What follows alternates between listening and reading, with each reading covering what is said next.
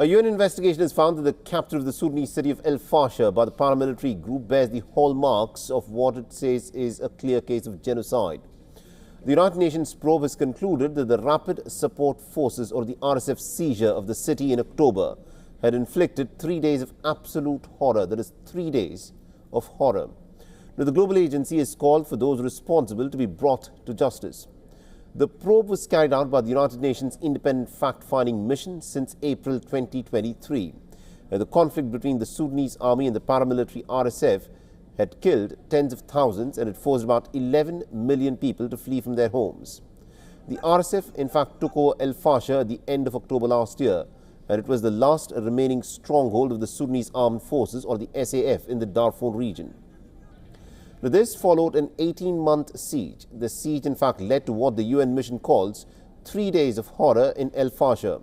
And this includes mass killings, rape and torture, as well as inflicting conditions of life calculated to bring about the group's physical destruction, which are the core elements of the crime of genocide under international law.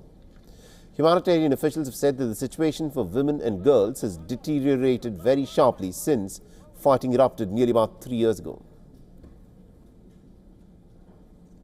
Sexual violence against women and girls has reached simplifyingly horrific levels, simply put.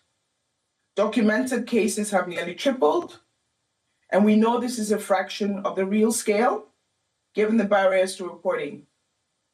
Partners have also witnessed a sharp rise in female genital mutilation, domestic violence, exploitation, and child and forced marriage.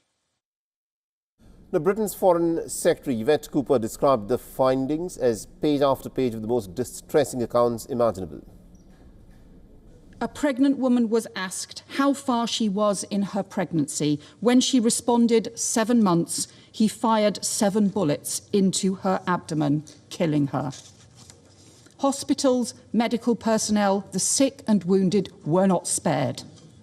And survivors reported being raped in front of their relatives, including their children. The United States on Thursday imposed sanctions on 3 commanders of the RSF over their role in the siege and the capture of El Fasher. The U.S. Special Envoy for Africa, Mossad Boulot, told the Council that their message is consistent, that those responsible for the atrocities, whether aligned with the RSF, the SAF or any other armed factions, should face the consequences. Meanwhile, the UN mission has warned that urgent protection of civilians is needed, now more than ever, in neighbouring Kordofan state. Now, Kordofan has been the flashpoint of fighting since the RSF's capture of El Fasher.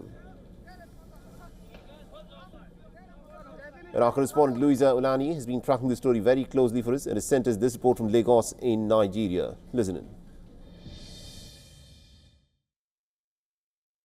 The United Nations has again said the atrocities in Sudan were preventable. Speaking at the UN Security Council, UN Political Chief Rosemary DiCarlo condemned what was described as horrific events in El Fasher. UN-appointed investigators say the violence amounts to the physical destruction of non-Arab communities, especially the Zagawa and 4 people during the 18-month siege of the city.